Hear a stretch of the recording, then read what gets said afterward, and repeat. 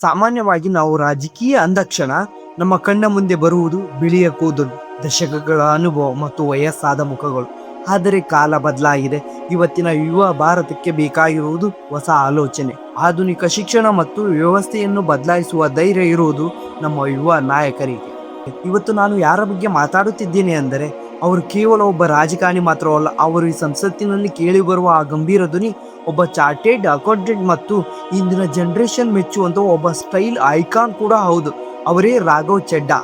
ಒಂದು ಕಡೆ ಸಂಸತ್ತಿನಲ್ಲಿ ಕಠಿಣವಾದ ಅಂಕಿಅಂಶಗಳ ಮೂಲಕ ಸರ್ಕಾರವನ್ನು ಪ್ರಶ್ನಿಸುವ ಗಾಂಭೀರ್ಯ, ಇನ್ನೊಂದು ಕಡೆ ಯುವ ಜನತೆಯನ್ನು ಆಕರ್ಷಿಸುವ ಅವರ ವ್ಯಕ್ತಿತ್ವ.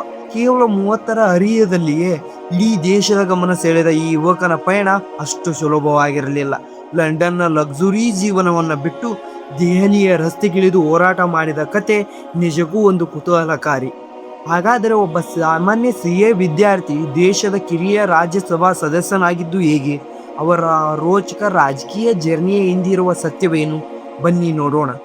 ರಾಘವ್ ಚೆಡ್ಡಾ ಅವರ ಕತೆ ಶುರುವಾಗುವುದು ನವೆಂಬರ್ 11, 1998ರಲ್ಲಿ ದೆಹಲಿಯ ಒಂದು ಸುಸಂಸ್ಕೃತ ಮಧ್ಯಮ ಕುಟುಂಬದಲ್ಲಿ. ಇವರ ತಂದೆ ಸುನಿಲ್ ಚೆಡ್ಡಾ, ತಾಯಿ ಅಲ್ಕಾ ಚೆಡ್ಡಾ. ದೆಹಲಿಯ ಮಾರ್ಡನ್ ಸ್ಕೂಲ್ನಲ್ಲಿ ಪ್ರಾಥಮಿಕ ಶಿಕ್ಷಣ ಮುಗಿಸಿದ ರಾಘವ್ ಅವರು ಚಿಕ್ಕನಿಂದಲೇ ಓದಿನಲ್ಲಿ ತುಂಬಾ ಚುರುಕಾಗಿದ್ದರು. ಅವರು ಆ ದಿನಗಳು ಒಬ್ಬ ಸಾಮಾನ್ಯ ಭಾರತೀಯ ಯುವಕನ ಕನಸಿಗಿಂತಲೂ ವಿಭಿನ್ನವಾಗಿದ್ದವು. ನೋಡಿ, ಬಹಳಷ್ಟು ಜನರಿಗೆ ಗೊತ್ತಿಲ್ಲದ ವಿಷಯವೇನೆಂದರೆ, ರಾಘವ್ ಅವರು ಕೇವಲ ರಾಜಕಾರಣಿ ಅಲ್ಲ, ಅವರು ವೃತ್ತಿಯಲ್ಲಿ ಒಬ್ಬ ಶ್ರೇಷ್ಠ ಚಾರ್ಟರ್ಡ್ ಅಕೌಂಟೆಂಟ್. ದೆಹಲಿಯ ವಿಶ್ವವಿದ್ಯಾಲಯದಲ್ಲಿ ಪದವಿ ಮುಗಿಸಿದ ನಂತರ ಭಾರತದ ಅತ್ಯಂತ ಕಠಿಣ ಪರೀಕ್ಷೆಯಲ್ಲಿ ಒಂದಾದ CAಯನ್ನು ಪೂರ್ಣಗೊಳಿಸಿದರು. ಆದರೆ ಅವರ ಜ್ಞಾನದ ಹಸಿವು ಅಲ್ಲಿಗೆ ನಿಲ್ಲಲಿಲ್ಲ.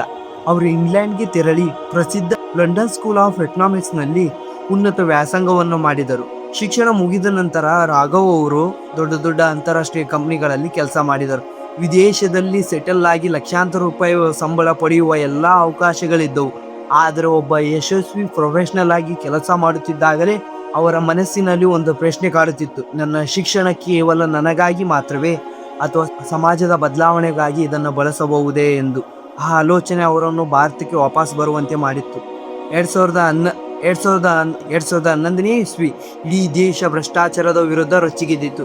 ದೆಹಲಿಯ ರಾಮ್ಲೀಲಾ ಮೈದಾನದಲ್ಲಿ ಅಣ್ಣಾ ಹಜಾರೆ ಅವರು ಉಪವಾಸ ಕೂತಿದ್ದರು. ಸಾವಿರಾರು ಜನ ಬೀದಿಗಿಳಿದರು. ಇದೇ ಸಮಯದಲ್ಲಿ ಲಂಡನ್ನಿಂದ ವಾಪಸ್ ಬಂದಿದ್ದ ಈ ಯುವಕ ರಾಘವ್ ಚೆಡ್ಡಾ ಅವರು ಸುಮ್ಮನೆ ಮನೆಯಲ್ಲಿ ಕೂರಲಿಲ್ಲ. ಅವರು ಒಬ್ಬ ಸಾಮಾನ್ಯ ಕಾರ್ಯಕರ್ತನಾಗಿ ಇಂಡಿಯನ್ ಆರ್ಗನೈಸೇಷನ್ ಕರಪ್ಷನ್ ಚಳುವಳಿಗೆ ಧುಮುಕಿದರು. ಈ ವ್ಯವಸ್ಥೆಯನ್ನು ಬದಲಾಯಿಸಬೇಕೆಂಬ ಹಂಬಲ ಅವರನ್ನು ಬೀದಿಗೆ ತಂದಿತ್ತು. ಅಲ್ಲೇ ಅವರಿಗೆ ಅರವಿಂದ್ ಕೇಜ್ರಿವಾಲ್ ಅವರ ಭೇಟಿಯಾಗಿತ್ತು. ರಾಘವ್ ಅವರಲ್ಲಿದ್ದ ಆರ್ಥಿಕ ಜ್ಞಾನ ಮತ್ತು ವಿಷಯ ವಿಶ್ಲೇಷಿಸುವ ರೀತಿ ಕೇಜ್ರಿವಾಲ್ ಅವರಿಗೆ ತುಂಬಾ ಇಷ್ಟವಾಯಿತು. ಲೋಕಪಾಲ ಮಸೂದೆಯನ್ನು ಸಿದ್ಧಪಡಿಸುವ ತಂಡದಲ್ಲಿ ರಾಘವ್ ಅವರು ಅತ್ಯಂತ ಕಿರಿಯ ಸದಸ್ಯರಾಗಿ ಕೆಲಸ ಮಾಡಿದರು. ಅಷ್ಟೇ ಅಲ್ಲ, 2012ರಲ್ಲಿ ಆಮ್ ಆದ್ಮಿ ಪಾರ್ಟಿ ಉದಯವಾದಾಗ ಆ ಪಕ್ಷದ ಆರ್ಥಿಕ ನೀತಿ ಮತ್ತು ಫಂಡ್ ರೈಸರ್ ಆಗಿ ಜವಾಬ್ದಾರಿಯನ್ನು ಈ ಯುವಕ ಚಾರ್ಟೆಡ್ ಅಕೌಂಟೆಂಟ್ ಹೆಗಲಿಗೆ ಹಾಕಲಾಗಿತ್ತು. ಯಾವುದೇ ಹೊಸ ಪಕ್ಷಕ್ಕೆ ಹಣಕಾಸಿನ ಶಿಸ್ತು ಮತ್ತು ಕಾನೂನಿನ ಚೌಕಟ್ಟು ಬಹಳ ಮುಖ್ಯ. ರಾಘವ್ ಚೆಡ್ಡಾ ಅವರು ಕೇವಲ ವಕ್ತಾರನಾಗಿ ಮಾತ್ರವಲ್ಲದೆ ಕೇಜ್ರಿವಾಲ್ ಅವರ ಅತ್ಯಂತ ನಂಬಿಕಸ್ಥ ಬ್ಯಾಂಕ್ ರೂಮ್ ಬಾಯ್ ಆಗಿ ಕೆಲಸ ಮಾಡುತ್ತಿದ್ದರು. ಸಂಕೀರ್ಣವಾದ ಆರ್ಥಿಕ ವಿಷಯವನ್ನು ಜನಸಾಮಾನ್ಯರಿಗೆ ಅರ್ಥವಾಗುವಂತೆ ವಿವರಿಸುವ ಕಲೆ ಅವರಿಗೆ ಸಿದ್ಧಿಸಿತ್ತು. ಇದೇ ಕಾರಣಕ್ಕೆ ಕೇಜ್ರಿವಾಲ್ ಅವರು ಅತಿ ಚಿಕ್ಕ ವಯಸ್ಸಿನಲ್ಲೇ ಅವರಿಗೆ ದೊಡ್ಡ ದೊಡ್ಡ ಜವಾಬ್ದಾರಿಯನ್ನು ನೀಡುತ್ತಾ ಹೋದರು. ಯಾವುದೇ ಸಾಧನೆಯ ಹಾದಿ ಹೂವಿನ ಹಾಸಿಗೆಯಲ್ಲ. ರಾಘವ್ ಚೆಡ್ಡಾ ಅವರಿಗೆ ಒಂದು ದೊಡ್ಡ ಅಗ್ನಿ ಪರೀಕ್ಷೆ ಎದುರಾಯಿತು. ಅದು 2019ರ ಲೋಕಸಭಾ ಚುನಾವಣೆ. ದಕ್ಷಿಣ ದೆಹಲಿ ಕ್ಷೇತ್ರದಿಂದ ಕಣಕ್ಕಿಳಿದ ರಾಘವ್ ಅವರಿಗೆ ಆ ಚುನಾವಣೆಯಲ್ಲಿ ದೊಡ್ಡ ಸೋಲಾಯಿತು. ಒಬ್ಬ ಯುವ ನಾಯಕನಿಗೆ ಇದು ದೊಡ್ಡ ಹೊಡೆತ. ಆದರೆ ರಾಜಕೀಯದಲ್ಲಿ ಸೋಲು ಎಂದರೆ ಅಂತ್ಯವಲ್ಲ, ಅದು ಮುಂದಿನ ದೊಡ್ಡ ಗೆಲುವಿಗೆ ಒಂದು ಪಾಠ ಎಂಬುದು ಅವರಿಗೆ ಅವತ್ತು ಗೊತ್ತಾಯಿತು. ಸೋಲಿನಿಂದ ಕಂಗೆಡದ ರಾಘವ್ ಅವರು ತಳಮಟ್ಟದಲ್ಲಿ ಕೆಲಸ ಮಾಡುವುದನ್ನು ಮುಂದುವರೆಸಿದರು. ಇದರ ಫಲವಾಗಿ 2020ರ ದೆಹಲಿಯ ವಿಧಾನಸಭಾ ಚುನಾವಣೆಯಲ್ಲಿ ರಾಜೇಂದ್ರ ನಗರ ಕ್ಷೇತ್ರದಿಂದ ಸ್ಪರ್ಧಿಸಿ ಭರ್ಜರಿ ಜಯವನ್ನು ಸಾಧಿಸಿದರು. ಈಗ ಅವರು ಬರೀ ವಕಾರತ್ತಲ್ಲ, ಜನರ ಧ್ವನಿಯಾಗಿ ಶಾಸಕರಾಗಿದ್ದರು. ಶಾಸಕರಾದ ತಕ್ಷಣ ಅವರಿಗೆ ಸಿಕ್ಕ ದೊಡ್ಡ ಜವಾಬ್ದಾರಿ ಎಂದರೆ ದೆಹಲಿಯ ಜಲಮಂಡಳಿಯಲ್ಲಿ ಉಪಾಧ್ಯಕ್ಷರ ಸ್ಥಾನ. ದೆಹಲಿಯಂತಹ ಮಹಾನಗರದಲ್ಲಿ ಕುಡಿಯುವ ನೀರಿನ ಸಮಸ್ಯೆ ಬಗೆಹರಿಸುವುದು ಸಣ್ಣ ಮಾತಲ್ಲ. ರಾಘವ್ ಚೆಡ್ಡಾ ಅವರ ತಂತ್ರಜ್ಞಾನ ಮತ್ತು ಅವರು ತಮ್ಮ ಚಾರ್ಟೆಡ್ ಅಕೌಂಟೆಂಟ್ ಬುದ್ಧಿಯನ್ನು ಬಳಸಿ ನೀರಿನ ಪೂರೈಕೆಯಲ್ಲಿ ಆಡಳಿತಾತ್ಮಕ ಸುಧಾರಣೆ ತಂದರು. ಹಳೆಯ ಪೈಪ್ಗಳ ದುರಸ್ತಿ ಮತ್ತು ಜನಸಾಮಾನ್ಯ ಶುದ್ಧ ನೀರು ತಲುಪಿಸುವಲ್ಲಿ ಹಗಲಿರುಳು ಶ್ರಮಿಸಿ ಒಬ್ಬ ಯುವಕನಿಗೆ ಅಧಿಕಾರ ಕೊಟ್ಟರೆ ಹೀಗೆ ಕೆಲಸ ಮಾಡುವುದು ಎಂಬುದನ್ನು ಅವರು ತೋರಿಸಿಕೊಟ್ಟರು. ದೆಹಲಿಯಲ್ಲಿ ತಮ್ಮ ಛಾಪನ್ನು ಮೂಡಿಸಿದ ರಾಘವ್ ಅವರ ಕಣ್ಣು ಈಗ ಪಂಜಾಬ್ ಮೇಲಿತ್ತು. ದೆಹಲಿಯ ಈ ಯುವಕ ಪಂಜಾಬ್ನ ರಾಜಕೀಯ ಚಿತ್ರಣ ಬದಲಾಯಿಸಿದ್ದು ಹೀಗೆ. 33ನೇ ವಯಸ್ಸಿಗೆ ಸಂಸತ್ತಿನ ಉನ್ನತ ಮನೆಗೆ ಅವರು ಹೋಗಿದ್ದೇ ಒಂದು ಮ್ಯಾಜಿಕ್. ದೆಹಲಿಯ ಯಶಸ್ಸಿನ ನಂತರ ರಾಘವ್ ಚೆಡ್ಡಾ ಅವರಿಗೆ ಸಿಕ್ಕ ದೊಡ್ಡ ಸವಾಲು ಅಂದರೆ ಅದು ಪಂಜಾಬ್ನ ವಿಧಾನಸಭಾ ಚುನಾವಣೆಯ ಉಸ್ತುವಾರಿಯನ್ನಾಗಿ ಇವರನ್ನು ನೇಮಿಸಲಾಗಿತ್ತು. ಪಂಜಾಬ್ನ ರಾಜಕೀಯ ಅಷ್ಟು ಸುಲಭ ಆಗಿರಲಿಲ್ಲ. ಅಲ್ಲಿ ದೊಡ್ಡ ದೊಡ್ಡ ರಾಜಕೀಯ ಮನೆತನಗಳೇ ಆಳುತ್ತಿದ್ದವು. ಆದರೆ ಈ 33 ವರ್ಷದ ಯುವಕ ಪಂಜಾಬ್ನ ಹಳ್ಳಿ ಹಳ್ಳಿಗೂ ಸುತ್ತಾಡಿದರು. ದೆಹಲಿಯ ಮಾಡೆಲ್ ಆಡಳಿತವನ್ನು ಜನರಿಗೆ ಅರ್ಥವಾಗುವಂತೆ ವಿವರಿಸಿದರು. ಫಲಿತಾಂಶ ಬಂದಾಗ ಇಡೀ ದೇಶವೇ ಬೆರಗಾಗಿತ್ತು. 117 ಸೀಟುಗಳ ಪೈಕಿ 92 ಸೀಟುಗಳು ಗೆದ್ದು ಆಮ್ದಿನ್ ಪಾರ್ಟಿ ಇತಿಹಾಸ ಸೃಷ್ಟಿಸಿತ್ತು. ಈ ಬಿಗ್ ವಿಕ್ಟರಿ ಹಿಂದೆ ರಾಘವ್ ಅವರ ಚಾಣಾಕ್ಷತನ ತಂತ್ರಗಾರಿಕೆ ಇತ್ತು. ಈ ಗೆಲುವು ರಾಘವ್ ಚೆಡ್ಡಾ ಅವರನ್ನು ಕೇವಲ ದೆಹಲಿಯ ನಾಯಕನಾಗಿ ಉಳಿಸಲಿಲ್ಲ, ಬದಲಾಗಿ ದೇಶದ ರಾಷ್ಟ್ರೀಯ ಮಟ್ಟದ ಪ್ರಭಾವಿತ ನಾಯಕನಾಗಿ ಬೆಳೆಸಿತ್ತು. ಪಂಜಾಬಿನ ಗೆಲುವಿನ ಉಡುಗೊರೆಯಾಗಿ ರಾಘವ್ ಅವರ ರಾಜ್ಯಸಭೆಗೆ ಆಯ್ಕೆಯಾದರು. 2022ರಲ್ಲಿ ಅವತ್ತಿನ ಸಂಸತ್ತಿನ ಉನ್ನತ ಮನೆಯ ಕಾಲಿಟ್ಟಾಗ ಅವರ ಕೇವಲ 33 ವರ್ಷ. ಆ ಮೂಲಕ ಭಾರತದ ರಾಜಕೀಯ ಅತಿ ಕಿರಿಯ ಸದಸ್ಯರಲ್ಲಿ ಒಬ್ಬರಾಗಿ ಅವರ ಇತಿಹಾಸವನ್ನು ನಿರ್ಮಿಸಿದರು.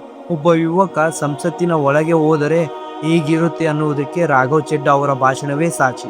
ನೋಡಿ, ಸಂಸತ್ತಿನಲ್ಲಿ ಅವರು ಮಂಡಿಸುವ ವಿಷಯಗಳು ಬಹಳ ಅಂಕಿಅಂಶಗಳು ಮತ್ತು ಸರ್ಕಾರವನ್ನು ತರ್ಕಬದ್ಧವಾಗಿ ಪ್ರಶ್ನಿಸುವ ರೀತಿ ವಿರೋಧ ಪಕ್ಷದವರಿಗೂ ಅಚ್ಚರಿ ಮೂಡಿಸುತ್ತದೆ. ಹಣ ದುಬ್ಬರ ಇರಲಿ ಅಥವಾ ರೈತರ ಸಮಸ್ಯೆ ಇರಲಿ, ರಾಘವ್ ಅವರ ಧ್ವನಿ ಸದಾ ಮುಳುಗುತ್ತಲೇ ಇರುತ್ತದೆ. ಅವರು ಕೇವಲ ರಾಜಕಾರಣಿಯಲ್ಲ, ಬದಲಾಗಿ ಸಂಸತ್ತಿನಲ್ಲಿ ಕೋಟ್ಯಾಂತರ ಯುವಕರ ಆಶೋತ್ತರ ಧ್ವನಿಯಾಗಿದ್ದರು.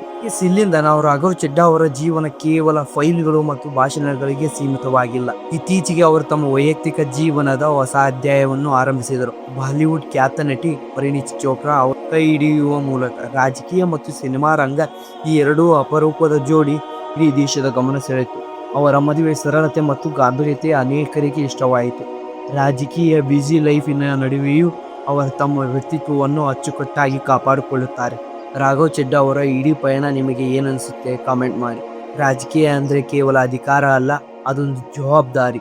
ದೇಶದ ಯುವ ಜನತೆಗೆ ಅವರು ನೀಡುವ ಸಂದೇಶ ಒಂದೇ: ನಿಮ್ಮ ಶಿಕ್ಷಣ ಮತ್ತು ಜ್ಞಾನ ಕೇವಲ ಹಣ ಗಳಿಸಲು ಮಾತ್ರ ಬೇಡ, ವ್ಯವಸ್ಥೆಯನ್ನು ಬದಲಾಯಿಸಲು ಬಳಸಿ. ನೀವು ವ್ಯವಸ್ಥೆಯನ್ನು ಬೈಯುವುದು ಬಿಟ್ಟು ವ್ಯವಸ್ಥೆಯ ಭಾಗವಾಗಿ ಬದಲಾವಣೆ ತರಲು ಪ್ರಯತ್ನಿಸಿದರೆ ಈ ದೇಶದ ಭವಿಷ್ಯ ನಿಜವಾಗ್ಲೂ ಬದಲಾಗುತ್ತದೆ ಅನ್ನುವುದಕ್ಕೆ ರಾಘವ್ ಅವರೇ ದೊಡ್ಡ ಉದಾಹರಣೆ. ನೋಡಿ, ಒಬ್ಬ ಸಾಮಾನ್ಯ ಮಧ್ಯಮ ವರ್ಗದ ಕುಟುಂಬದ ಹುಡುಗ ಲಂಡನ್ನಿಂದ ಬಂದು ಭಾರತ ಸಂಸತ್ತಿನ ಧ್ವನಿಯಾಗುವವರೆಗೆ ರಾಘವ್ ಚೆಡ್ಡಾ ಅವರು ನಡೆದು ಬಂದ ಹಾದಿ ನಿಜಕ್ಕೂ ಒಂದು ರೋಚಕ. ಈ ವಿಡಿಯೋ ನಿಮಗೆ ಇಷ್ಟವಾಗಿದ್ದರೆ ಲೈಕ್ ಮಾಡಿ ಮತ್ತು ಶೇರ್ ಮಾಡಿ. ಮುಂದಿನ ವಿಡಿಯೋದಲ್ಲಿ ಸಿಗೋಣ.